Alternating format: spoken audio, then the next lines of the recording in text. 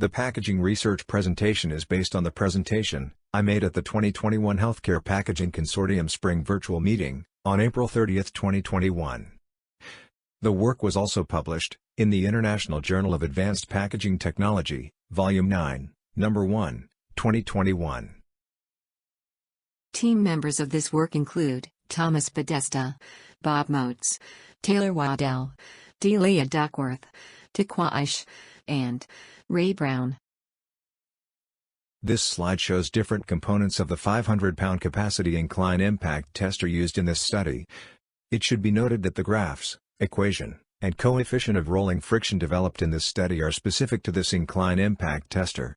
However, the methodology presented can be used with other incline impact testers. The goals of this study were: 1.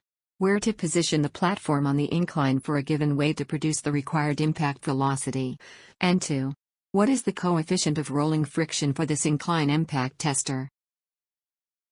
When a cart rolls down an incline without considering friction from an at-rest position, that is zero velocity, the final velocity, from physics for an inclined slope of 10 degrees, can be determined from the last equation, shown on the slide. Please note that no weight is shown in this equation. In this study, 4 box weights were put on the sliding platform: 0-pound box, meaning no box was put on the platform; 50-pound box, 100-pound box, and 150-pound box.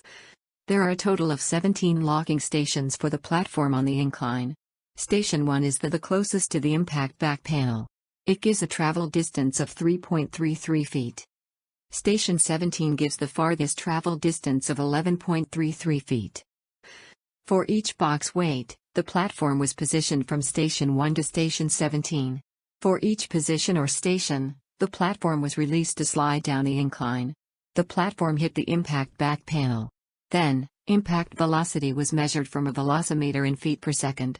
5 impacts were carried out. The average value of the 5 impacts was used to represent the case. The collected data was plotted, as shown on this slide. The 5 box weights give 5 different curves. This means the weight contributes to the impact velocity. For a given box weight and required impact velocity, travel distance can be determined from this graph. Knowing the required travel distance, the platform is positioned at a station with the same required travel distance, or higher on the incline if no exact distance can be found from these fixed stations. This graph is similar to the one on the previous slide. However, station numbers are used. This makes it easier to identify the platform location.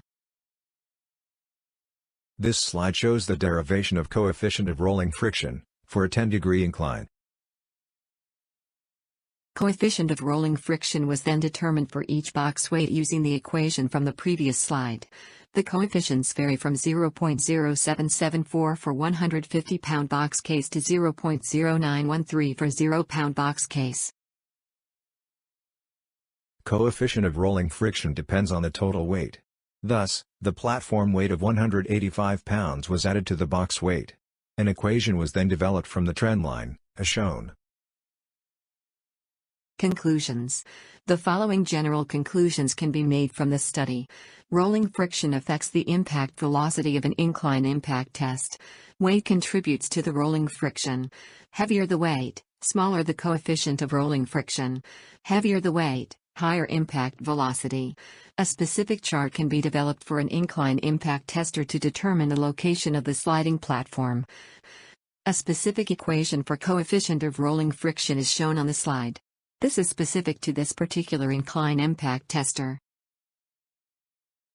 This presentation is brought to you by Pong Academy.